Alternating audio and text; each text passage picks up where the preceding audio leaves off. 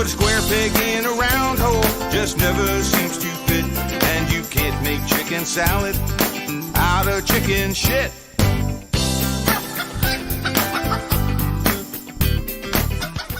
Here I was, blaming AEW for feeding you chicken shit, knowing you mindless millennials would be eating it up as if it were chicken salad, when it's really been your fault all along. Make chicken salad out of chicken shit.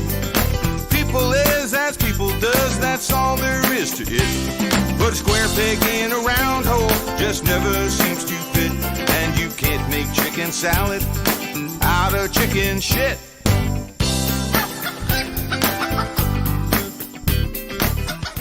Here I was, blaming AEW for feeding you chicken shit, knowing you mindless millennials would be eating it up as if it were chicken salad, when it's really been your fault all along. Make chicken salad out of chicken shit. People is as people does, that's all there is to it. Put a square peg in a round hole, just never seems to fit. And you can't make chicken salad out of chicken shit.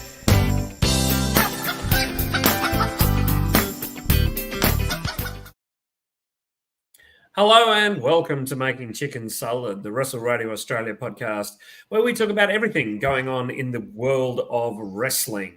I'm not Lachlan Albert. Lachlan is a bit MIA at the moment, but I am your host for the evening, Jeff Setti, and joining me as always is the next man to be chopped by Gunther. It's Todd Eastman. Todd, how you going, mate? I was all right till you gave me that news. Yeah, you're going. And Todd is now going into hiding. We're here. We're going to talk about a few things in the world of wrestling, but we're going to open it up by talking about everything that happened in Newy Pro's show on Sunday night, Halloversary. I'll quickly run through the card, and then Todd, you've seen it. I haven't caught it yet, but we'll talk about it match by match. We opened up with Scott Green defeating Sam Osborne. With the help of Scott Tuckman. Then we move on to Lil Tony Stolino. Scooby Tuckman. See, the thing is, right?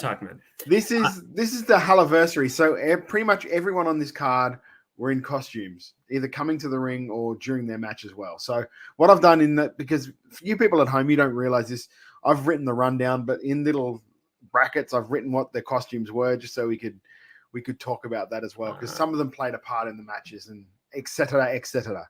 So poor Jeff didn't know about this, so he's been thrown in the deep end with hosting. So it's one of those things where it's not my turn to look stupid, it's someone else's. Yeah, and you made sure I did a good job of it. Lil Stoney Stolino dressed as Elvis against Shane Sheffield Sinclair as Frankenstein, Ricky South as Chuck Norris, Texas Ranger, and Massive Q as Dr. Q ended in a no contest. Leo Tempest, Bob Ross, defeated Bob the Viking, Kratos by DQ. Getting Social with unsocial guests Rig and Matt Diamond. That would have been a bit of fun. The Newy Pro Tag titles, the Blue Nation, Rita Stone and Adam Hoffman as Scream defeated Braxton and Bonza, also Scream. Matt Gage's Rumble match winner, Albie Anitroska, I'm sorry. Angle with Matt's tag partner, Tyler Gunn, where the winner of the Rumble becomes Matt's new tag partner. Albie wins, but Hoffman comes in to block the union like a protective dad. And you put there, Albie is great big future for this girl. I'm sure we're going to talk about that soon. Gat as Bebop defeated Tommy Jewell as Patrick Bateman. Bob helps some post-match attacks saved by Tempest, which sets things up going forward, we guess. The Newy Pro middleweight and women's match, Will Keatis as Ron Burgundy defeated Dazza as Reg Regan. Osborne sent to the back, but still came out twice to make a save and win the match for Keatis. The post-match promo where Keatis says he won't defend the titles anymore. Jordan announces he'll defend both titles in a triple threat match with a girl and a man at their next event. That sounds like a shit ton of fun. Oh, dear. It's hard reading notes and reading the results at the same time, isn't it, mate? Now you know why Lachlan gets all angry when we give him shit about it. Yeah, it is. I was reading all the notes. I'm just a tribute act to Lachlan. Don't worry about it. At least I haven't put in there, hey, Lachlan, suck my balls in the middle of it, because he'd probably read that out. Well, hopefully. I'll go through it just like we'll talk about the matches. The opening match was Scott Green as Shaggy against Sam Osborne, who was a scary monster. So it was like the opening match, but it was probably my favorite match of the night, which is saying something, because like everything else for me was sort of like downhill after it. And there was some good matches on it, but this was like all comedy all the way through the match. It's they played into all the Scooby TV tropes. Like there was a spot there where they got chased backstage. And I don't know if you remember Scooby, but in some of the things where they were running between the halls, and you saw one of them and another one, that they were doing that, but they, instead of running between the halls, they were putting their head through the curtain in different places. Oh, nice. So there was like one in the middle, one on each two sides, look at each other, duck back in, one in the middle, like swapping around, then all three in the middle. And then at one point, Matt Gage put his head out as well for no apparent reason. It was some really good comedy in it. Even like, and this was after this, like Scooby Tuckman came in to help Shaggy. And they did the whole backing into each other and jumping up into each other's arms. And right near the end of the match, it was like Sam Osborne had walked into, I can't remember what he walked into, but they ripped the mask off. And I'm like, it's Sam Osborne. And Sam's like, and I got away with it too. If it wasn't for you kids. And that's wrong. It was so good. It was such good fun. I'm like, if this is what the rest of the show is going to be like, I'm going to absolutely love this. And also, I just want a quick shout out to Cam and Harley Wonderland, who did the commentary on this. They were, because of the theme of the show and what it was, they were so fun to listen to, because you could tell these two get along in real life. These two are friends. So it was like two friends sitting and watching wrestling and commenting on the wrestling while it was happening. It was a really, really good dynamic between the two of them. I really did like this match. We move on next to there was a four-way between Little Tony Stellino, Shane Sheffield Sinclair, Ricky South, and Massive Q. Now, if you know Massive Q, he's massive. Shane Sheffield isn't exactly much smaller in the weight of height. Little Tony Stellino is a massive dude as well. And Ricky South, we all know, big human being. So you got four absolute monsters in the ring here. And they just went at it. It was a bit of a cluster. The only thing that I didn't like about this is that it ended in a no contest. I'm not a massive fan of like stuff for no reason ending in a no contest. Tell me, in Newy Pro, is Ricky still a heel, or is he a bit more of a face? Because being Chuck Norris and get a pop. It was hard to tell because this is a four-way. He wasn't the example, put it that way. He wasn't the example. So it was just, it was a weirdish crowd too. It was very kid friendly, as you could imagine, because it was a Halloween show. There wasn't really there was some dead set heels in this show, but I think Ricky maybe is twinny-ish, maybe. Right. I don't know. It was hard to tell with this match, but like I said, didn't massively like the fact that it ended in a. Yeah, feels weird when no kind of referee Hannah threw it out because they were just doing something. I think somebody hit her or something. I can't remember off the top of my head, and she just threw it out. The one good thing is even the rest were in costume. Some of the rest were dressed as prisoners. Jax Jordan was a referee, but he was dressed as a mime, which was good. Unsocial Jordan did the ring announcing, which was fun. It was good to see him doing it, especially since now. So I think he's got a torn ACL or a torn MCL, so he's going to be out for a while. So it's good to see him doing something else. So he's not just completely gone from. He's a talented guy, Jordan. Everywhere. I mean, again, that I've got the background of having him on the show a couple of times, and he's talented and he's fun and he's a lovely bloke. It's good that they're using him. Although I shouldn't say that, should I? Really, because we kind of keep a little bit of kayfabe here. No, he's an asshole. We moved on to Leo Tempest and Bob the Viking. Now, I think that they're in a bit of a feud. I can't really tell. Right. The one drawback about this show is that the sound quality wasn't the best when it came to entrance music, and then also the VTRs that were played and also like some of the promos. And I'll explain that a bit more later as we go on. But Leo Tempest was dressed as Bob Ross against Bob the Viking, who was dressed as Kratos. If you know Bob the Viking or seen him, it wasn't a huge stretch to have him in costume as Kratos. It wasn't. It was a matter of just putting on a little bit more blue paint, I think, is more the case. This was a decent enough match. It was just continued their feud with Gat interfering it during the way to lead on to more things. After that, we had Getting Social with Unsocial Jordan. His guests were Rig and Matt Diamond.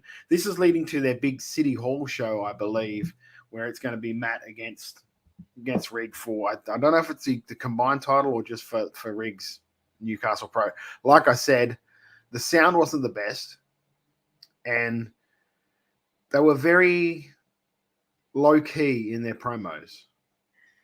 So there wasn't a real sense of massive, like, because I get the sense that they were friends or they're friends, and it's sort of ramping up into a thing. But it was kind of hard to hear, kind of hard to tell with it. So that was sort of the drawback about it. And really with a crowd that was like this, it sort of deadened them. It dragged them down, if that makes sense. No. So, I'm sorry to hear that. Took them out of the fun of what was the Halloween show, because of course they were trying to do some business and set up stuff going forward. After that, we had the Newy Pro Tag titles. Blue Nation, Rita Stone and Adam Hoffman defeated Braxton and Jack Bonza, who, that was a surprise. What they did was a really, really cool entrance, because they had, I think it was like 10 or 12 all come out with Ghostface in the full like costume and everything. And they all got in the ring and surrounded each other and ran around in circles, and the lights came out. When the lights came back on, it was just Hoffman and Rita Stone standing there in the middle of them, like completely like no costume or anything. So obviously they're taking the costume off and all that gimmick. And then the rest of the guys out of nowhere just grabbed them and pulled them aside. And there was 2 Ghostface left. And that was Ben Braxton, who took off his Ghostface.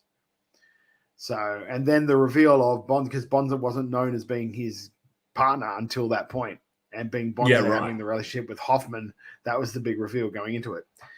And this was a decent enough match.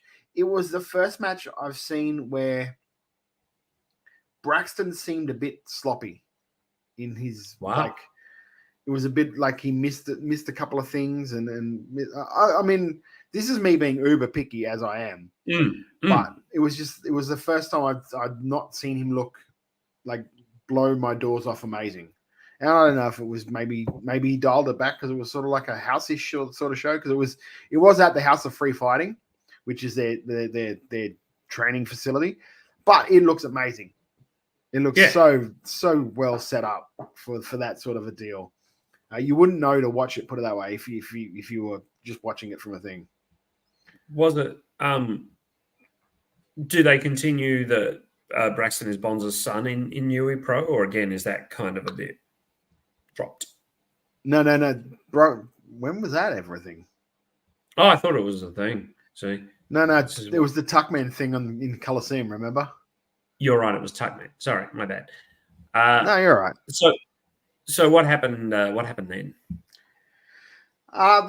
They had their match. It was a good match, but in the end, Blue Nation got on top and won the tag titles. So it was a good match. Like there's nothing really against the match. Me being uber picky of it, it was the first time I'd seen Braxton not being superhuman and like slipped up on a few things. I'm like, oh, okay, he can make a mistake.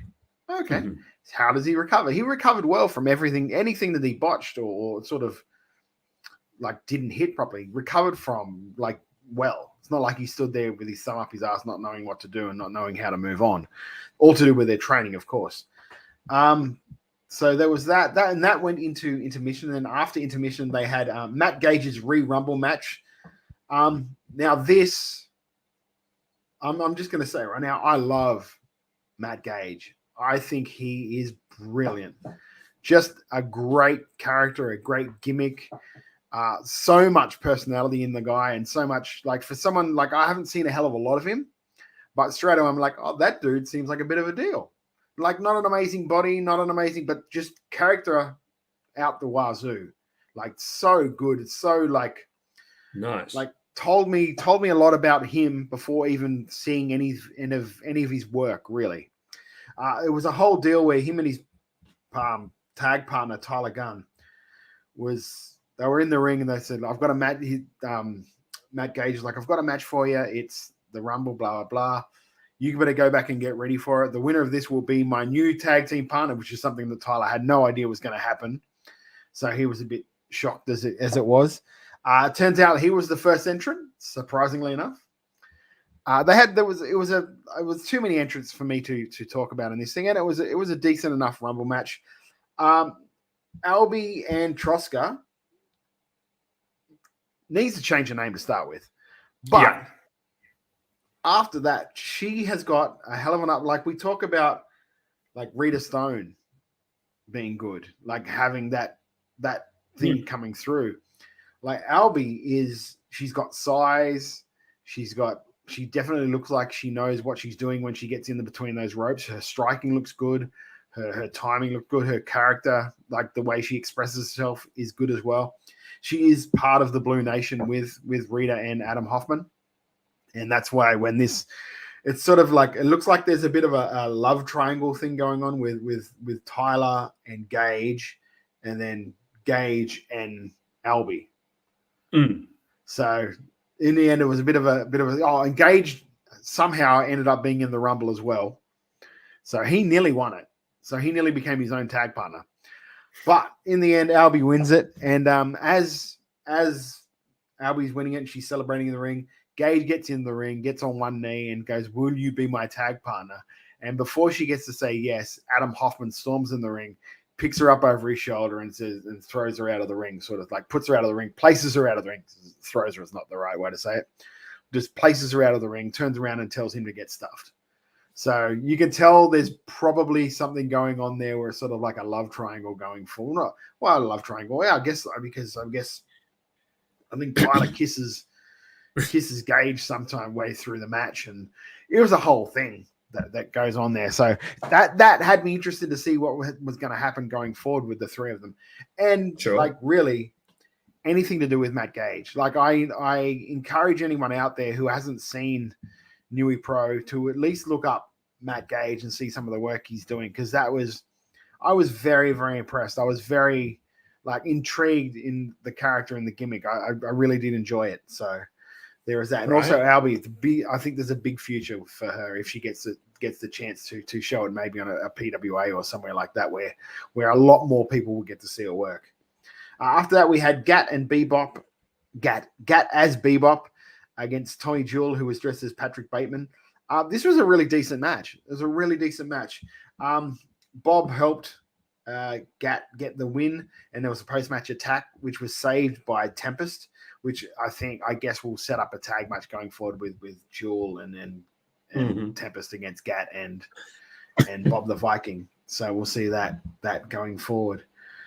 Which led us to the main event, which is the Newy Pro middleweight and women's title match. Will Ketis, dressed as Ron Burgundy, defeated Dazza, dressed as Red Dragon. If you're a rugby league fan, which you wouldn't be, so you wouldn't really know who Red Dragon is.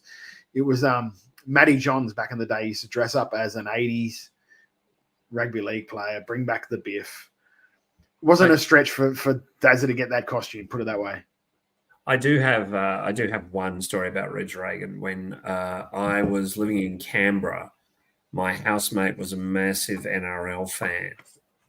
And we were walking past a DVD shop and he goes, "Oh, that's really good, Red Dragon." And I thought he said the movie Red Dragon, but he actually meant Red Dragon, which you can understand why when you hear it, right? Because it's Red Dragon. Yeah, of course. Red Dragon.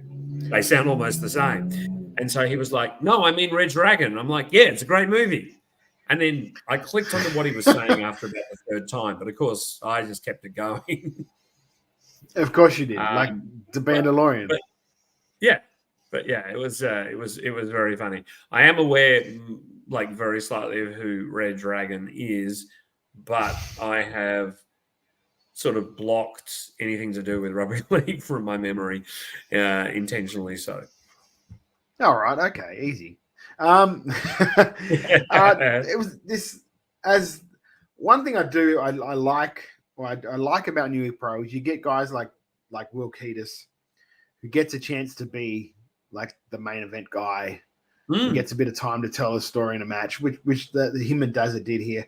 Dazza is, I'm surprised he isn't on more PWA stuff. Same with Rig, really. When you got Rig and like guys like Rig and Dazza, who you mainly see in IWA, I believe, a lot of the touring sort of stuff. Those guys do a lot of those tours as well.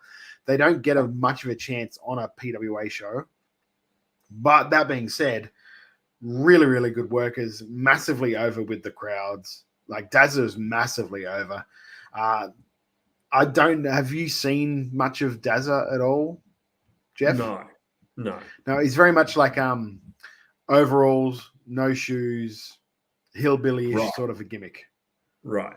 So Malay, he's got the Malay with the mustache. The Malay. It's a fancy mullet. Malay. Malay. So these guys had a really, really good main event. Osborne got sent to the back because Osborne always comes out with Keatis as part of North Shore Wrestling. He got sent to the back by the ref about midway through the match.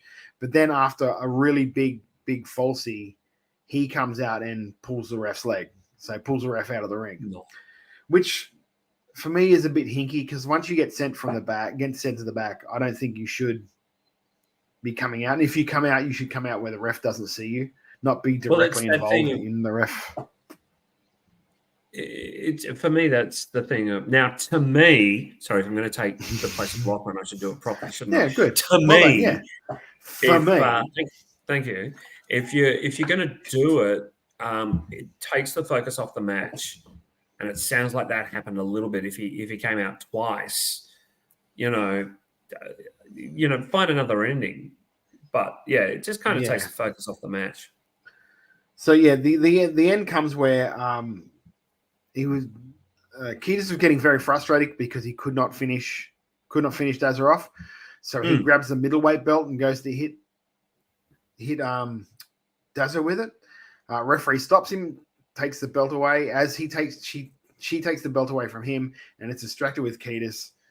Osborne slides in the ring with the women's title and hits Dazza for Keatis to turn around and cover Dazza for the 3. And that was the finish. Right. Like I said, I'm not a massive fan of, like, after ejected, like that's coming back. To me, that's you're gone. And as Alex Fireheart says, it's always preferable that if someone comes back after being ejected, there might as well be a ref bump. If you'd like to comment on the show, don't forget to check us out on Twitch TV / Wrestle Radio Australia. Yes. That's 100% right. Like if you get sent to the back, if you get kicked out, speaking as like someone who does that sort of like I'm a manager. So if I get kicked out in the match, that rules me out of the match. I'm not coming back because that would be an automatic. Well, for me, that'd be an automatic disqualification if I come out and the referee sees me coming out, and especially if I come out and actually touch the ref. And it's an opportunity. Pull a ref's leg. It's kind of an opportunity missed to do some comedy as well. It's a Halloween show, so he could have come out in a disguise that was so obviously Sam Osborne and had some fun with it instead of just coming out as Sam again. And I agree. It should that's the thing. Like when he came out for his first match as the Scary Monster, all he did was had a pumpkin head mask. The rest of him was still all Sam, still all his same gear. He had the tied up the sweater, the whole 9 yards. He still all had the same thing. So you knew straight away it was Sam. But it was just the fact that the commentary played along and Shaggy played along and Scooby played along, that they didn't know who it was till the mask came off. But you're right. That would have been brilliant. If he'd have come in another costume and done it, that would have been perfect. That would have been great. Or even if he'd have put the pumpkin head back on, like that would have worked in the crazy world that they were presenting that night. Yeah, that's exactly right. Post-match, the kid has said he's defeated everybody. He doesn't need to do this anymore. There's no one to beat him, blah, blah, blah. Whereas Jordan sort of interrupts him and says, well, no, that's not true. You're actually going to be defending both titles on the next show, and it'll be against a man and a woman. So you'll be defending both your middleweight and your women's title against both. Who would you put in that match then? I don't know because I'm not massively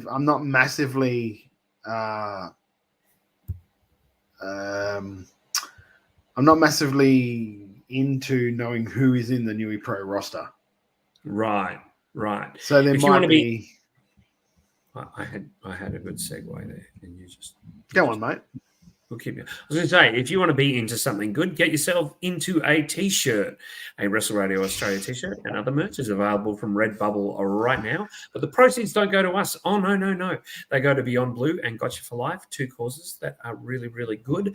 And they will also be getting some money from our 10-hour live stream on November 11, which is next weekend. So you better get into some training for talking a lot. Yeah. Yes. So yeah, that was the show. Look, overall, I enjoyed it. There was patchy bits in it, but I think that's what it was. That's just what it was. It wasn't meant to be a knock your socks off. This is our Coliseum type gimmick. This was just meant to be like this is our fun show. Where we're going to show a little bit of our storylines going forward, but aside from that, yeah, it is what it is. Do you know what I mean? Sort of thing. The fact that they didn't have Rig Wrestling, who's their champion, they'd have Matt, who was another one of their champions. Sort of like, I actually didn't even know if Matt is a champion. To be honest with you, I think I got confused there. So it's Matt's. Anyway, it's Matt's company, isn't it? No, it's Hoffman. Hoffman's company. Oh, I thought it was Yes. Diamond's company. Because I know Diamond's last time I checked, well, if you look on Cage Match, it's Hoffman and Bonza. That's who are listed as owning it.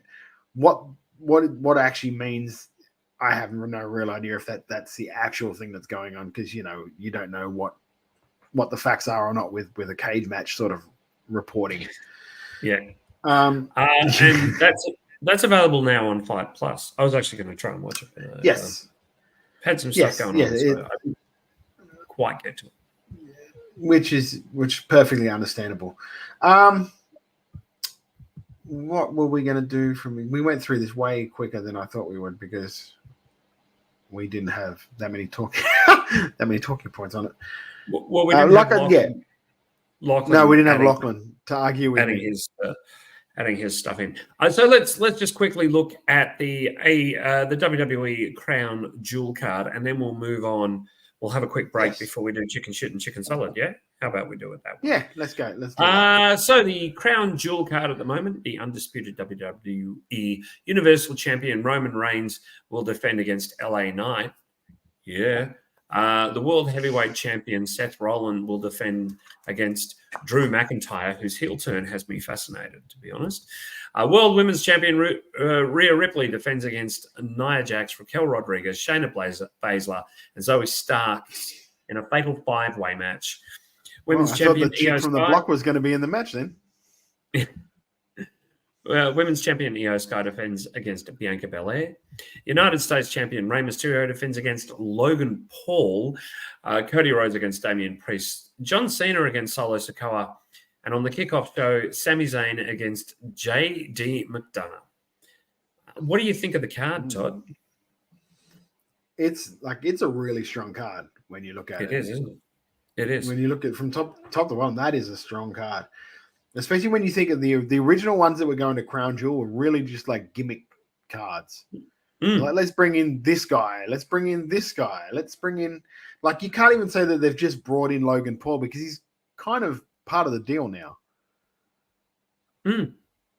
Yeah, especially in the Crown Jewel shows. Yeah. I really, I'm just sad that one of the most interesting matches is going to be on the kickoff show, because I'm certainly keen on Sami Zayn against JD McDonough, because they're both great. I like this so much. His promo this week on Raw was amazing. Sami Zayn's promo, amazing promo, really strong. It's hard to believe that a decade ago he was behind a mask, speaking in broken Mexican. You know, Yeah.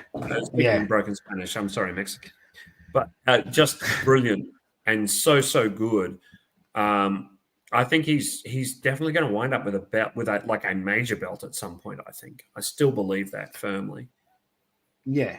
Yeah. All right. So what we'll do? Okay. Roman and LA Knight. I guess like it's got to be $1 favorite for Roman to go through. Yeah, it's going to be Roman. It's going to be Roman. I think it'll be interesting, and I think Knight it'll be Knight's biggest test yet. You can tell they're testing him and seeing if he's got it in ring, because he's got it on the mic, but in ring so far has been a bit patchy. Let's be honest. The World Championship, Seth and Drew. You think Seth just walks away with this one? I actually wouldn't mind Drew winning this, because he is one of the most interesting characters at the moment. His heel turn has been really interesting. He's not a full heel, but he's just pro Drew McIntyre, and his motivation is there. You can understand it. Yeah. So I think it could go I think if they weren't going to give it to Shinsuke, they're not going to give it to Drew. That is a good point. That is a good point. D. James Fortescue. I'm going to chase up the boys for a copy of EPW Vendetta to review in the near future. I will follow up on that one. So thank you for the suggestion. Where were we on that? Yeah. Women's World Champion Rhea against Nia Jax, Raquel Rodriguez, Shayna Baszler, the girl from the block, or Zoe Stark in a fatal 5-way. Look, it's got to be Rhea. No one's taking that belt off Mommy. Mommy's keeping the belt. You wouldn't think so. Not yet, anyway. She's one of the women's. I was going to say she's one of the hottest acts in the company. Why chop her off at the knees? Yeah. The women's champion, Io Sky against Bianca Belair. Oh, I hope Io gets away with this. I hope so too, and that we'll be talking more about that later. This is one that I think will change. I think Rey Mysterio will lose to Logan Paul for the US Championship. I think Logan Paul is going to win that title for some reason. I think he'll lose because of the other mate, old mate, Escobar. Santos I know Escobar. who you're talking about. Yeah. He'll You lose think it's because of a Santos. LWO turn? Yep. And I think it's going to be inadvertent on Saturday, Sunday, and then over the next couple of months, we'll see Santos really, really become a good heel, because he's a great heel. Like we saw that in NXT. But yeah, I think they're going to put the belt on Logan Paul, and it's not necessarily a bad move either. It's a lot of publicity, and he's not terrible. So he's quite good. Yeah, Cody and Damian Priest. As we've said with Logan before, he hits a better buckshot than Hangman. Look, I can't see Cody losing. I really can't see. I could actually see this being a schmoz and ending in a double DQ. Here's the thing. Do you think that Damian Priest maybe teases cashing in on Seth or Roman somewhere here? I think he could tease cashing in on Seth. I wouldn't be disappointed if he walks out with the belt, to be honest. It would be interesting. Cena and Sikoa. Look, I was thinking that too, but Cena made a big deal about not winning a singles match for a long time. I think Cena is now at the point in his career where it doesn't hurt him to give back. It really doesn't. No, I don't disagree with you, but I also think that he wouldn't have brought that up for no particular reason. Truly. I think. I also think that it's Cena and it's in Saudi, and they love their old timers, so they're probably going to go a bit nutty for John. So and we all know Sami Zayn's gonna go over JD McDonough. I think absolutely. I think absolutely, but I think it's going to be a great match, and not without good old Dom making an appearance. I think he's going to make an appearance in a couple. He's got to be there somewhere, hasn't he? Look, that being said, we are going to go to a quick break, probably about a 5 or 10 minute break, and then we'll come back, talk a little bit of AEW, then a bit of chicken shit, chicken salad. What I've got for you guys for the break is look on Riot City Wrestling's. We'll add this to the stage so I can do what we're doing. Boom. Oh. I'm sorry, and we'll be back right after this. All right, for everyone staying on stream, I had to do the Lachlan thing. Yeah, this is gonna be. We can't annoy Lachlan tonight. I'll find a way. There's a thing on the Riot City Wrestling YouTube channel where they do. It's called RCW Blast, and what they've been doing is a couple of the guys in their audio visual department have been going over the last. God, I can't remember how long they've been going for now. X amount of years anyway. And just like putting together the big feuds or the big things that have happened over the time for Riot City Wrestling. They're a really good thing. And this is it goes for about 45 minutes, I believe, this video we're about to play. We'll play the first like 5-10 minutes of it. And it's all about the angle that revolved around Rocky City Wrestling. And you'll see some names in here coming up in this thing where it's like the Rocky City Wrestling group as a faction was Rocky, Matt Silver, Elliot Sexton, and Jonah Rock. What? So, jeez. So there, as in Rocky Monero, I take it. Yes, as in Rocky Monero, because he was Aton's finest. You see. So we're going to play that, and then we'll be right back in about 5 or 10 minutes, right here on Russell Radio Australia. Hey, Rocky. How you doing? How you going, man? Yeah, good, man. Good. What's up? Who are these guys? Who are these guys? Mate, this is Team Rocky City. We got the Melbourne Meathead. We got Matt Silver. That's right. We got the Samoan Savage. This man's gonna win the key to the city. This is Jonah Rock. And this is my good man, my good friend, Elliot Sexton. All right, and well, let's be honest, you guys already know who I am. So, you know, how you doing? It's a pleasure. Get out of here. Have a good one, guys.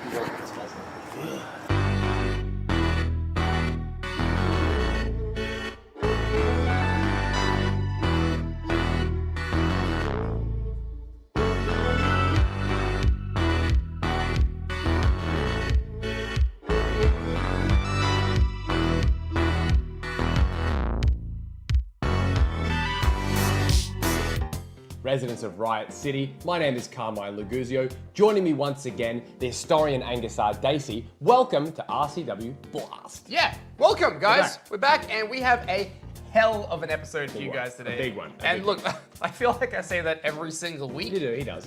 But I'm not saying anything hyperbole when I say not this time. This is one of the biggest rivalries, biggest stories in RCW history. What are we talking about today, Carmine? Well, it's 3 words. Rocky City Wrestling, RCW. Yes, believe it or not, they have the same initials here. But we are not just talking about Rocky Monero, maybe the Rocky Monero that you know of the past, half decade or so, or maybe since 2018, but rather the Rocky Monero of 2011. Yeah, cast your minds back. It was a crazy and wild time. LMFAO, where they were taking over the radio station. They were. Taylor Swift was just coming in. She was. It was 2011. What a time to be alive. What a time. And Rocky Monero was lapping it up. He was a fan favorite here in RCW. Oh, he absolutely was. And at Ultimatum 2011, he overcame a career rival in Elliot Sexton. He did. It was a year-long story. Elliot Sexton versus Rocky Monero. And things had to come to a head. They did. And they did in a huge lumberjack match. And of course, Rocky Monero, overcoming his rival, became in the process the #1 contender to the RCW Championship. So the following month, at Ascension 2011, Rocky Monero, he had his shot. He had against Del Torino, who was the champion. Del Torino, that's right. Rocky Monero Rude ones. versus Del Torino, a classic match. And of course, Rocky Monero, He was on top of the world. He became the RCW champion. For the first time, that was his first title reign. It was his very first title reign. And of course, you know, who came out to celebrate the victory? Only the strong. Only the strong. That's Chris Basso and Voodoo. We love talking about those guys, don't we? I feel like we're going to do an episode on them Of course. It's coming. We're doing all these teasers now, you know, to kind of, we're getting them in, and then, you know, eventually we'll drop the strong. So then, of course, Rocky Monero, he, the new champion, was looking forward to the main event of Ascension. Because, guys... Why is that? Get this. It was a #1 contenders match. Already getting prepared for the next challenges and stuff, right? That's crazy. It was Grimm versus Mimic. Oh, another Grimmick. Another Grimmick. Yeah. But this time they were more friendly. This time they were on the same page. Well, GD Grimm as well. Just briefly, you know, he went on a tear, you know, in years prior. But yeah, he maybe softened is not the right word, but they were able to be on the same page, right? That's right. They were amicable. Yeah, they were. So right now, we're going to take you to the closing moments of this match. It's GD Grimm and Chris Mimic Basso at Ascension 2011, #1 contendership match. Check out the ending of this right here, right now on RCW Blast.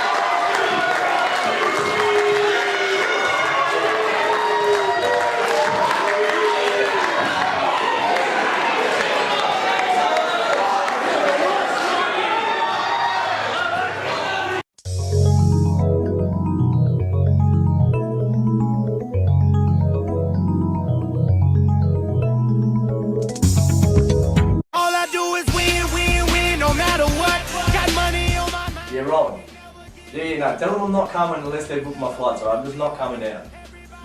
I'm just not doing it. Just... Thanks. I gotta go, mate. I gotta go. I wanted another one. Anyway, this is the time. This is the time everyone's been waiting for. This is the time we find out why. Why, Rocky? Why did you beat up your bestie? Why did you cut off Mimic's hair? Why did you do all these bad things? Well, before we get to that, we need to go back in the story. We need to go back, say, 18 months. We need to go back when RCW was a dirty word in Australian wrestling. RCW was a land of freaks and clowns and every joke you could muster. You see, over the last 18 months, I've been kicking some serious ass and making this the #1 show in the country. I mean, attendance has gone through the roof, DVDs are flying off the shelf, everyone wants a piece of Riot City Wrestling. You know, the Bassett brothers may have made RCW, but I'm the one that made it popular. I'm the one that made it cool. I made it the one who made it the place to be. And I finally get my moment. I finally get to win the RCW title. And I get the same thing, the same treatment that I always get. I get, Rocky, you're my favorite, you're the best wrestler, can you please sign this? You see, no matter what, Mimic is always going to be the face of Riot City Wrestling. Mimic's always going to be synonymous with Riot City Wrestling. Well, it's time for me to change that. It's time for me to change what Riot City Wrestling is about. You know, they say God created man in his image. Well, it's time for me to tear down RCW and recreate it in my image. And Mimic, you're just the first step.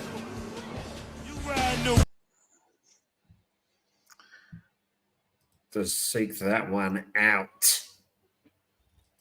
Yes, it was a fun sort of I don't know if it's fact, fun little tidbit.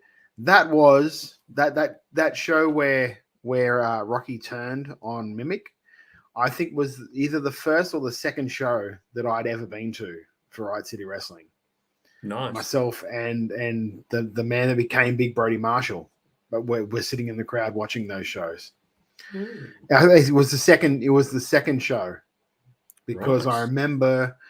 I remember we watched the first one, and the main event was Grimm against Mimic, and I remember saying to Brody at the time that could have easily been like in a Ring of Honor show, the quality of wrestling that was on that show. Wow. And by the end of that second show is when we looked at each other, and because there was an ad for like training, we looked at each other and said, I wouldn't mind doing this. We should give this a crack. So that's right. Like watching that and watching the build for it. So there's a lot of nostalgia for me because it reminds me of when I like broke into Riot City Wrestling. Right. So it's a nice little thing. So if you are going, my I was friend. going to say, it would be remiss not to mention that Sexton, or as he is now, Duke Hudson, recently won the NXT tag belts. So yes, that's right. which Yes. is wonderful. This not this week, but the week before. I think it was after we'd recorded because we recorded earlier last week. Yeah, we recorded Tuesday and it happened on Wednesday. So Yeah, it would be remiss not to mention that. All right. that's Three, exactly right. 3, 2, 1. Welcome back to Wrestle Radio Australia. I'm your temporary host, Jeff City. Doesn't have the same effect if it's not. Bringing you now to the AEW news. We have the new Ring of Honor 6-man tag champions, the Mogul Membassy defeating the Hung Bucks on Dynamite. Yeah, who cares? Really? Yeah, you've sort of checked out of AEW at the moment, haven't you, mate? No, it's not. It's not that I've checked out, but specifically the 6-man tag Ring of Honor 6-man tag championship I could not give less of a fuck. Even when I watched it. I really couldn't. Yeah. Look, I don't understand why they bothered putting him on the Bucks and Page if they were just going to take it off him in a couple of weeks. There was no real rhyme or reason. Like the way they did it was pretty cool because it's tying into the whole feud going on with Hangman and Swerve Strickland. Because if you watched Dynamite last week, Swerve invaded Hangman's house and did a tour of his house, sort of thing. So halfway through the match, like today, Swerve came out to the top of the aisle and sort of like, whose house? Swerve's house again. But last week, I was in your house. Oh, nice. Hangman went running after him, so it sort of left left the Young Bucks in the ring against the three of Mogul Embassy. So Brian Cage, Toa, and I can't remember what Khan and Toa, I think it is. Khan and Toa, yeah. It's and Alex Flyhart brings up a good point. It is kind of annoying that Tony Khan was like, okay, we're going to scale back the Ring of Honor titles on AEW TV. And then they do stuff like Cole MJF with the tag belts and the Elite winning the Trios belt. I completely agree. I don't think Tony Khan remembers what he says from week to week, to be honest. Well, it's not even that. It's not even that, right? Like, if you're going to do that stuff, that's cool. Like, it's cool if you're going to have MJF, Adam Cole win the Ring of Honor tags. You're going to have the Elite win the 6-man tags. They have never shown up on Ring of Honor TV. No. So what was the point? I know there's only I can't remember what I said last week. I think it was like 14,000 subscribers for Ring of Honor TV. The way you boost it more is by saying those guys are on Ring of Honor TV. So if you want to go and see it, you have to subscribe. Yeah. Like this match. Yeah. If you want to see it's like this match, you have to go and subscribe to Ring of Honor TV to see it. Because these guys are going to be on every third or fourth week, like MJF and Cole or blah, blah. But they didn't do any of that. Everything was done all on AEW TV. All the title changes, everything was done on AEW TV. So for me, that's not growing Ring of Honor. That's just using those belts as props for AEW TV. And there's not going to be many people who go, oh, wow, the Bucks have them. That's going to make me pay the X amount of dollars to watch Ring of Honor TV. Because I think the problem is the Bucks are overexposed now anyway. They're in that zone where they've been on solidly for 4.5 years, almost 5 years. So people are starting to go, yeah, I'm over them anyway. Even if you are a fan, you're going, what's left for them to do? Are they still the number one tag team? Are they still the number one contenders? Or is that they are, because they haven't had their match yet. So they will be the number one contender still for, who is it now? Bloody Big Bill and Ricky Starks. Big Bill and Starks, yeah. AEW have signed Ric Flair. It's rumored to be around. He's rumored to be around until Sting's retirement. Yeah, this is another one that's hard to care about, isn't it? Really, I don't want to see him in the ring. No, that was. Look. Now I know the reputation Rick has vis-a-vis the stuff that's happened to him, the stuff that's been accused. He's been accused of in the past. Still, he was one of my favorite wrestlers. Or is one of my favorite acts, I would say, going forward, like from the Horsemen and all of that sort of stuff. It's hard watching him now. It's hard watching him. It's hard watching him try and form sentences because he's at that age now where it feels like it's hard for him to talk. Do you know what I mean? Everything sounds like slurry. I don't know if I mean, he's had that much booze in his life. His body's got to be rejecting it a little bit. Like, the amount he's drunk is ridiculous. Look, I think I'd just rather not see Rick. I mean, he's one of the greatest of all time. Use him like you use Shawn Michaels. Like Shawn Michaels shows up once every, 5 weeks, does something, buggers off. If there's a tribute to someone, Shawn's front and center, of course he is. But use him that way. He knows all about honor. Make him the chair of Ring of Honor and bring him out every 4 weeks or 5 weeks and people are happy. Do you know what the difference is? The difference is, I think, is that in Shawn's case anyway, he's not addicted to the performing. No, he's retired like twice. Rick is addicted.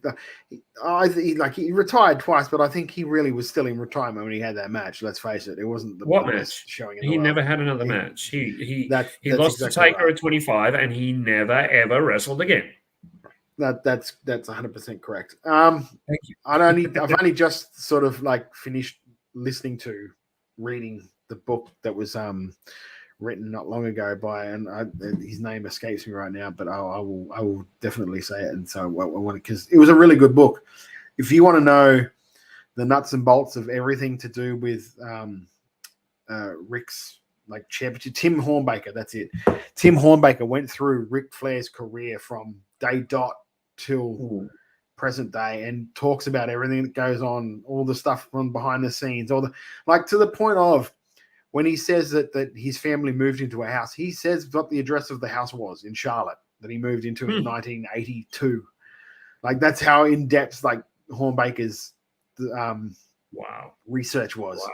I'm actually trying to get him on as a guest because I'd love to talk to him about all that stuff because he goes uber into the addresses and all of this and just that'd be amazing. All the stuff. I'd enjoy that. Yeah.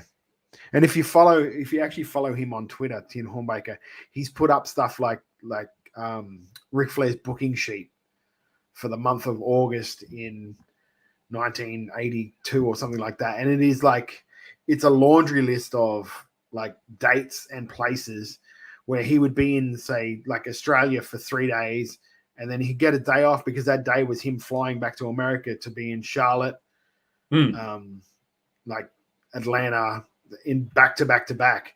And there's a story, the stuff where like he was booked on 2 shows in one night, and they didn't realize it because whoever was doing the booking for the world champion didn't realize that he'd booked him in 2 things.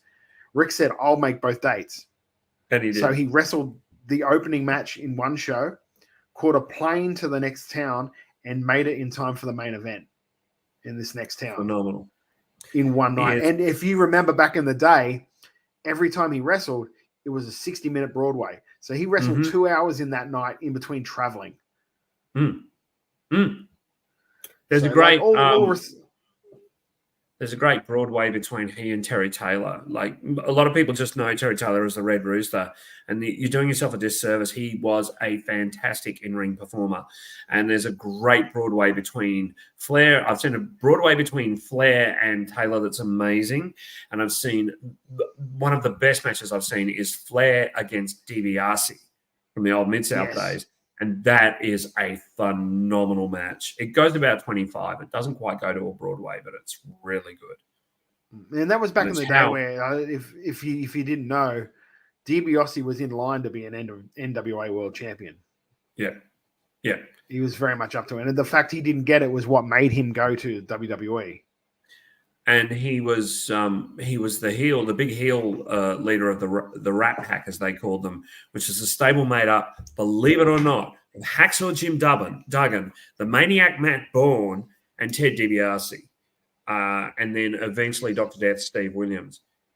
DiBiase got out of that stable and became a face by going up against Flair, and it's phenomenal. Yeah. One of the best angles. He had the black glove as a gimmick. He had the loaded glove. The loaded glove. So, but that, like, if you are into that, that is a great book to catch up, and I'll find it. I looked at it again, and I didn't even fucking. It's called The Last Real World Champion by Tim Hornbaker. So if you're a fan and you're interested in that sort of thing, brilliant book to read. Tim Hornbaker has done a lot of really good books. He's done one called The Death of the Territories.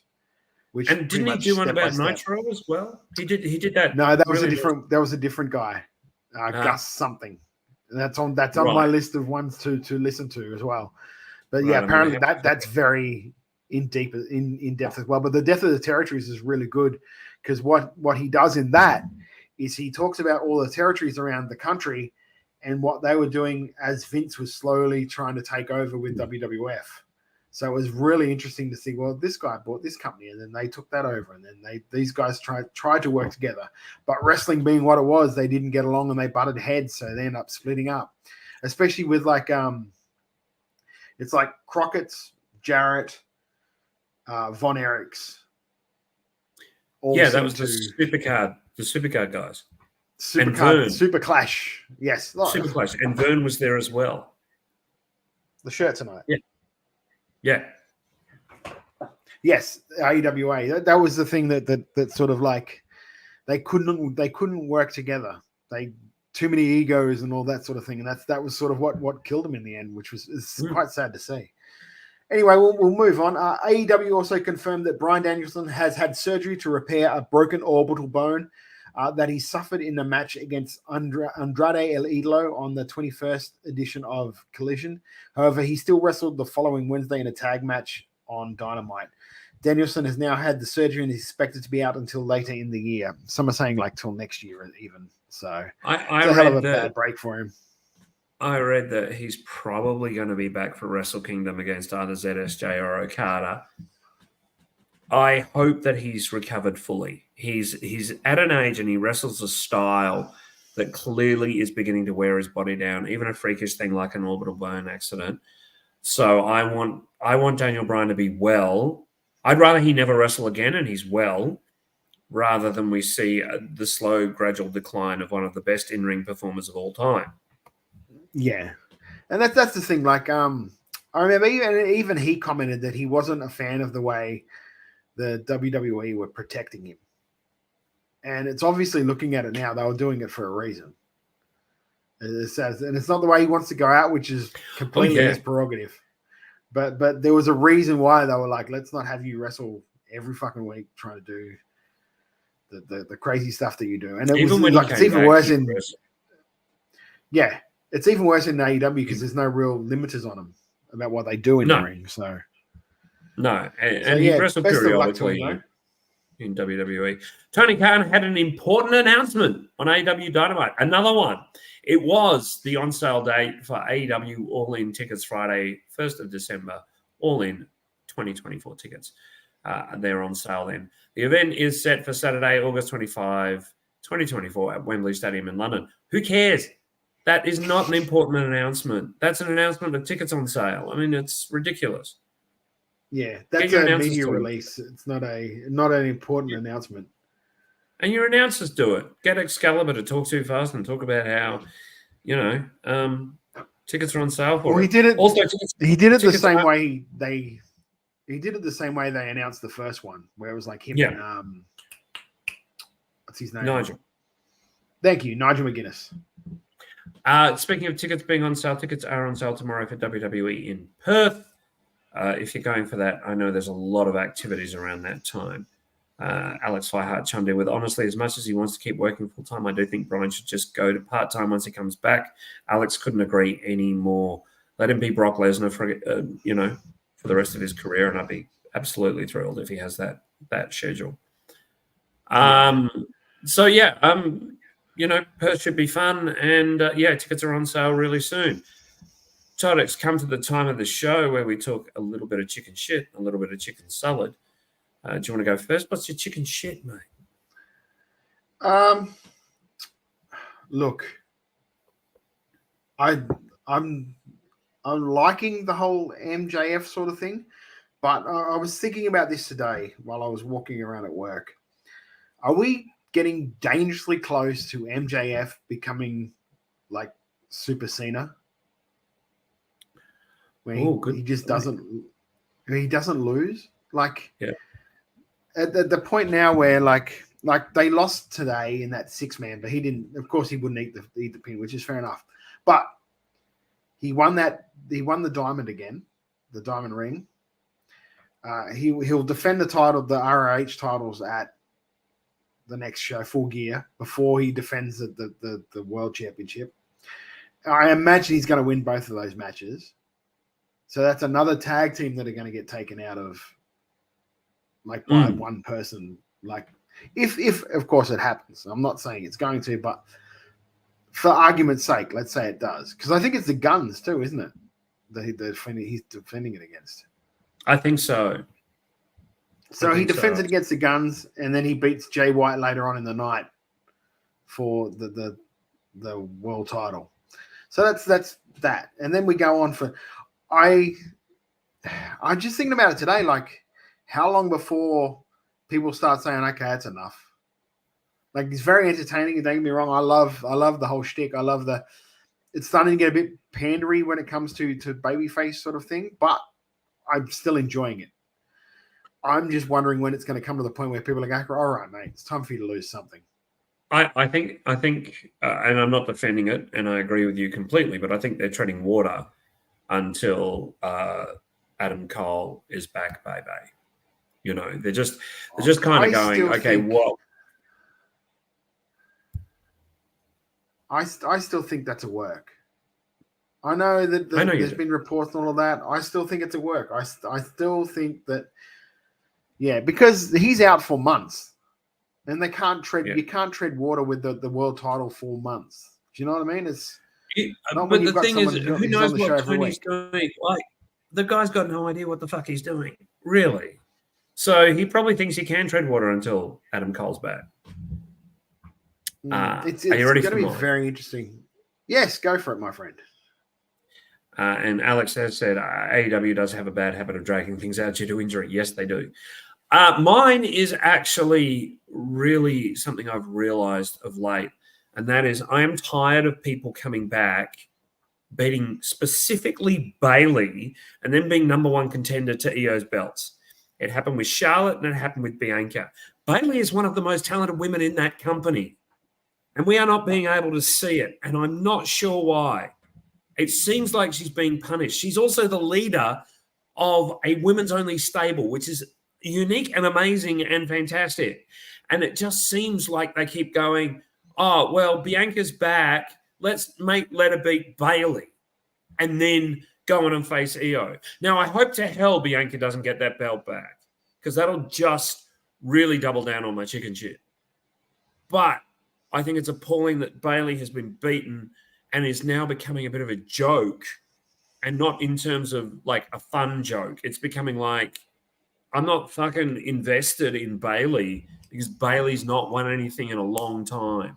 And it just really shits me that they've gone this way. And I wish they could have found another way to do it. I know Dakota's injured, but Bailey is so talented and so good. And yeah, I'm a fanboy of her because I think she's amazing. She always has been. Back when she was the hugger, wow, some great moments there and some fantastic moments, especially with Cole. And, just let her win a few. It's ridiculous. They've rehabbed Finn, and now they need to rehab Bailey. Sorry, man. No, you're right. Do you think it's sort of like just a thing where like she's just until they're ready to pull the trigger on her and EO, she's just in like a holding pattern, and she'll be that stepping stone of like you have to beat her to get to EO, sort of thing. Sure, until then, it's and possible. then like, and let's face it, they don't have trouble lately anyway rehabbing people. Look at the work they did with like Shinsuke Nakamura and Finn. They've done great jobs with them both. I'm not saying it's a bad thing, but I guess what I'm getting at is I'm really tired of someone showing up and then being the number one contender. Like, yeah. That kind of shits me a bit. Let them face some adversity before they become number one contender. And beating Bailey in 10 minutes right now is an adversity. I agree. They can probably rehab her pretty quick. Alex Fiehart says, curious if it's Bailey's idea to keep putting people over or if it's just the usual thing of, we have nothing for you at the moment, so you're going to lose a lot. I don't think it's and we've got nothing for you, because she's in the stable that has the women's world title. I think it's the fact that she's in the stable that has the women's world title. They're trying to be a little bit brand specific at the moment, whereas like crossing over. And look, Rhea's got 5 challenges for her title at the moment. Like you can't really throw Bailey into that mix with them No. You know what I mean? So if you threw Bailey in with the other title, that's a title that her stablemate has at the moment. So I think it's not so much a holding pattern. It's she is the roadblock for people to go through to get to. I hope so. I hope you're right. I do. I hope you're right. But the combination of the two really is shitty. But now let's talk about some things we like. What's your chicken salad, mate?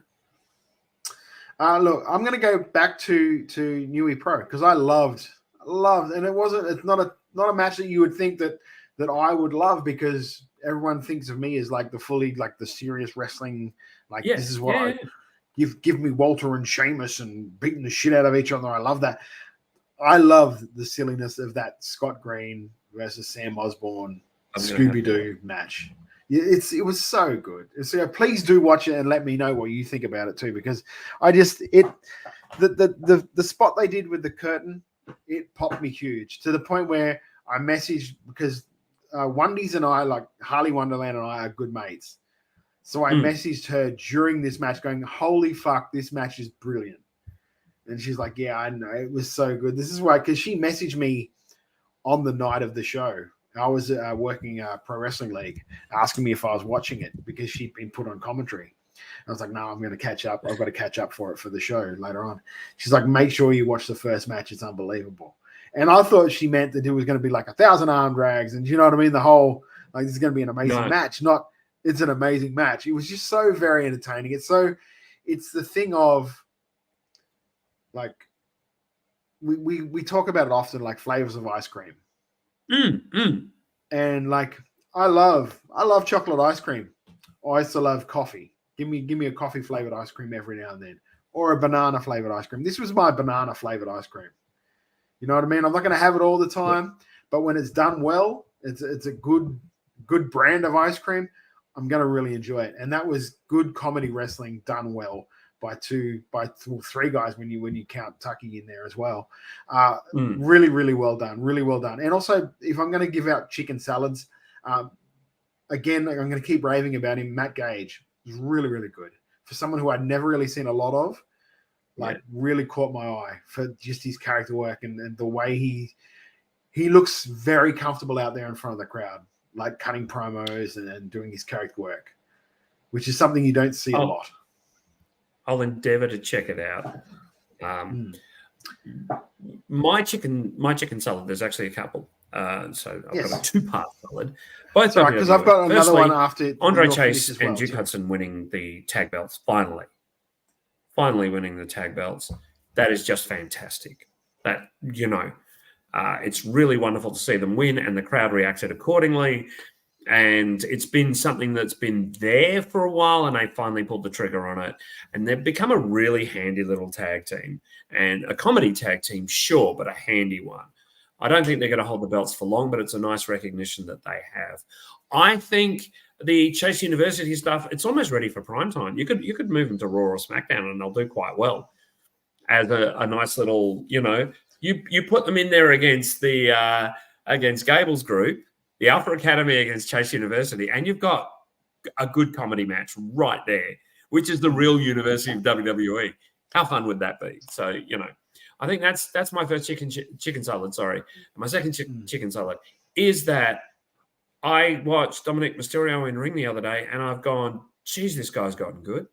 He's just turned around. He's done a 180 on me, because if you remember about a year ago, I was going, yeah, but it's Dominic Mysterio. Now I said he'll get there. I have always thought he'd get there, but he's gotten there quicker than anyone thought. He's there now. His character work is A1 phenomenal. And remember I told you at the time, I was like, all he needs is reps. Yeah. I can see it there. He just needs the reps. Yeah. I didn't disagree with you. Yeah. In fact, I think I said, yes, I know he does, but right now he's a pain to watch. Well, a year later, and he's phenomenal. A year later, he's one of the most entertaining things regularly on WWE TV. He's up there with Gianni Vinci as just that kind of irritating shit heel, and I just love it. So it's for those of you that don't know, too, he trained at the Storm Academy. Yeah. So that was his first. That's the thing. Like we talk about, like he trained there. Brian Pillman Jr. came out of there as well. Like a lot of these guys, the like second generation guys, have gone to Lance Storm because that's where their dads will send them to someone that they fucking trust to train them them well. So also Australians, their fundamentals are key. Also Australians, I think Australian Suicide trained there. Carlo trained there. A lot of Aussies. Tennille Dashwood trained there. Emma from WWE trained there. Yep. So Nick Armstrong, champ, yeah. Good old Leg Strong trained there as well, I believe. So it's all really, really good. I'll just mention Alex Fireheart's chicken salad. It's Nakajima's last match for Noah this weekend. Nakajima versus Shiozaki versus Segura versus Marufuji was somehow harder hitting than I would have expected. But Nakajima wouldn't have wanted to leave on any other note than those four beating the shit out of each other. Quite agree. And Jay Taylor from Perth also trained at Storm Wrestling. I mean, obviously, and Carlo still speaks really strongly of it because I'm still just a little bit in touch with Carlo through Welshie, obviously. We've got to mention some dates. No. Before you do that, I've got a couple more chicken salads also. Creed Brothers debut this week on Raw. Really good match. And then this is what happens when you debut a team strongly, and not the way that they used to do it, where the team would come in and get beaten by the established tag team that were on the roster. They did it in a very competitive match, so Gable and Otis didn't lose anything by it, but Creed Brothers look good going into it. I actually want to watch, because I haven't got a chance to watch NXT yet. I hear that match that they had this week on NXT was really good as well, the Creed Brothers. They're going to be up there soon. Anyway, keep going. Sorry, mate. No, you're right. I don't know so much if it's a chicken salad or a chicken shit or what it is. I just wanted to, like last week on the show when we talked about stuff with the PWA, what was it called? The Fan Fest. The Fan Fest, yeah. Yes, I made comments saying it was chicken shit that the only podcast that they had on was the New Japan blah blah blah blah blah. I'm pretty sure I made it clear during that thing that it wasn't the podcast that I thought was the chicken shit, and it was the idea of just doing that. So I got message from one of the guys from that podcast about it, and I hope that it's been cleared up that that's what I meant. It wasn't anything against that show at all. I have no problems with them at all. It was just the mere fact that. And I also got a message from someone at PWA sort of explaining some of the stuff about it as well. So for that, I just wanted to clear up that I have been contacted and I have been talked to about it, and all good where it comes to sort of that sort of thing. And hopefully in the future we might be able to do some stuff with us or on the Turnbuckle or another Australian wrestling podcast. The opinions of Todd Eastman are his opinions alone, and do not necessarily reflect the opinions of Wrestle Radio Australia. Hey, I was being good then. I was being good. I wasn't being an asshole. I know you were. This is why we need Lachlan. Yeah, if you want to hear me being an asshole, check out fucking PW Down Under coming out soon. And if you want to hear us being assholes, check out last week's, because it was completely deserved to the people we were assholes to. Let's go through some dates coming up. November 11, that is Saturday week. Renegades of Wrestling here in Melbourne. Breakthrough at the Essendon/Renegades Arena. Robbie Eagles versus Jarvis Solomon. Blackwell versus Lockie Hendricks. Ambush versus BDE. Tickets are on sale now. November 18, White Bay Hall Brawl at the Maryborough Town Hall. Main event, Tim Hayden versus Yeats Stevens versus Slex. Adam Brooks versus Renegades. Tickets available now. December 1, PWL Bayside Brawl at Warren and Fringe. Outback Adam versus Tim Hayden should be a lot of fun. December 10, MCW Endgame. Still some tickets left. Brooksy versus Dusky in the Sacrament, plus a lot more besides. December 16, the big one, Raids in the Cage at the National Convention Centre, Canberra. They are still bottom rung tickets left. Broderick versus Watts in a steel cage. Terry Campisi Battle Royal featuring Rick South and others. Tickets are available now. And if you're in Canberra, Jeff, if I was in Canberra and I happened to be in like the day before, would there be something I could go to that was sort of like wrestling themed, but I could probably have a couple of drinks, maybe a couple of laughs. Would there be something like that on? Yeah, it's funny you mentioned that, because the night before, for the first time ever in Canberra, at the Polish Club, WrestleBrania X Slam Wrestling, featuring Dan Taylor and Luke Watts. So that is going to be a lot of fun. Get yourselves in there now, because we might have some special guests drop by, because obviously a lot of the wrestlers who will be there for the 16th, may be dropping in early as well. So you don't want to miss this. DJ Fortescue, thank you very much. EPW Reawakening, December 16th at the Willetton Basketball Stadium. Willetton Basketball Stadium. That will be really, really good. Now, we don't just leave you there. If you are going to a wrestling event, you want to wear our clothes and represent Wrestle Radio Australia, don't forget you can go to Redbubble right now, and at a reasonable price, you can buy merch. And there may be something new and special, which is announced on the 11th of November. But of course, the money doesn't go to us. Sorry, brother. Should I show the design? Just give it a little bit of a sneaky preview. I'll give him a tease. If you're here on Twitch, you can have a look at this. If you're listening on the podcast, check out November 11, and you'll be able to see it. Here is the design. Todd, are you ready? No, not yet, because it's not sending, because it's an asshole. Just keep vamp away. Okay. Vamp away, and when I'm ready, I'll I'll vamp let you away know. while you find it. Yeah. So WrestleBrania X-Lane will be a lot of fun. Tickets are available now on Eventbrite. Follow WrestleBrania on its socials. We're on Facebook, Instagram, and X/Twitter for all of your WrestleBrania needs. Also follow companies, follow them on Facebook. Follow Wrestle Radio Australia, obviously, but also follow PWL, follow MCW, follow Renegades, follow Wide Bay. They all announced their matches early. They've all got great stuff coming up. And also follow EPW. You can get your tickets for Slam Wrestling at slamprotix.com.au. You can get your tickets at WrestleBrania at Eventbrite. And also don't forget, on November 11, we are going to be going for 10 hours to celebrate our 10th anniversary. And again, we will be raising money for Gotcha for Life and Beyond Blue. And you can buy this T-shirt. You can buy it. You can wear it. It's wonderful. Todd, show them the T-shirt. I'll try, mate. Hang on. Can I do this? Yes, I can. Way. There. Can you see it? No. You can't see it, can you? There. Here we go. No. It's going to pop up in a second. It's coming through. And there it is. Any minute. Get that T-shirt on your chest. Look at that. We've got Brooksy, we've got Davis Storm, and of course we've got the amazing Josh Amel, who I would have loved to have spoken with. But Lachlan, Todd, and I front and center there. Wrestle Radio Australia, 10 years strong. That has been who made that, Todd? That's fantastic. Redneck Kung Fu made it for us. So she's a great person. She does all the she's done a lot of designs like going forward and going back for like MDK, so, Adam Cole, the famous. Well, I don't know if it's famous. Is it famous?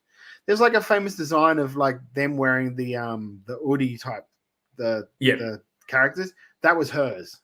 Wow. So yeah, she's done a lot of really, really good work, and that will be the new logo as well going forward from the anniversary show onwards. So yeah, it's all the proceeds from those shirts will be heading towards going for Gotcha for Life, Beyond Blue, all the charities that we're going to be supporting through this this stream that we're doing. Also talking to Stormy this week as well. He'll be showing up sometime during the marathon as well, so we'll have a chance to talk to Davis, and we'll probably end up talking about Reawakening because it's the biggest thing happening for those guys coming forward. Yeah, and don't forget, if you are going to buy tickets to WWE, EPW have their Australian showcase the night before. That is going to be something to behold. I've already heard of a couple of people that are going to be at the Australian showcase, and believe me, if you haven't already gotten your tickets, you want to snap them up really, really quickly. Because, as has been mentioned previously, we kind of hear things. We hear things that are going on. Anything else that you want to plug or talk about? I didn't quite do it as fast as Lachlan. You can't quite call me man in a mask, but no, you're not so much. You're sort of like man in the shades. Man in the shades. Okay. not so much the full mask, but like maybe like a halfer. And don't forget to get your tickets to these Australian shows because there's some great stuff coming up for the end of the year. EPW Reawakening is going to be great just a couple of days before Christmas. I imagine that the MCW show will be good, and I can tell you now the Renegade show is going to be something special. Yeah. Support Australian wrestling, guys. Like, seriously, we got the best. Like I said it last week, per capita, we have the best wrestlers in the world in our country. And by not going out and supporting them, you're just not doing yourself justice, put it that way. Because there's a lot of really, really good shows out there that you can watch. Hell, there's a lot of good shows that if you can't get out, if you're somehow infirmed and have to stay home, you can still watch them on Fight, which is great. There's also some really bad shows you can watch on Fight, but there's some really good ones as well. Please support Australian wrestling. Yeah. Yes, that's why we do what we do. That's why we do what we do. 100% right. So we will not be back until the 11th now, I think. Yeah, we won't do a show next week because obviously we're going to be doing a 10-hour stream on the 11th. So we'll be looking at Crown Jewel then. I'm going to try and catch some of the Junior Tag League that NJPW are currently doing. There's apparently some fantastic matches there as well as watching a bunch of other stuff. For Lachlan Albert, who is on Twitter/X at Lachlan Albert, I'm Todd, and for Todd Eastman, who is on Twitter as at Beast Eastman, I am Jeff Setti at Jeff_Setti, or if you want to follow my side hustle at Wrestle_Brainia, check that out. Don't forget to check us out from midday Melbourne or Australian Eastern Time, daylight time. It'll be midday my time. It'll be 12 o'clock in Brisbane and 9 o'clock in Perth if you want to get up and check out the stream. I look forward to joining you then. Todd, anything else you want to add? No, I'm done, mate. All right, we'll catch you down the road. See you soon. Here I was, blaming AEW for feeding you chicken shit, knowing you mindless millennials would be eating it up as if it were chicken salad, when it's really been your fault all along. Make chicken salad out of chicken shit. People is as people does, that's all there is to it. But square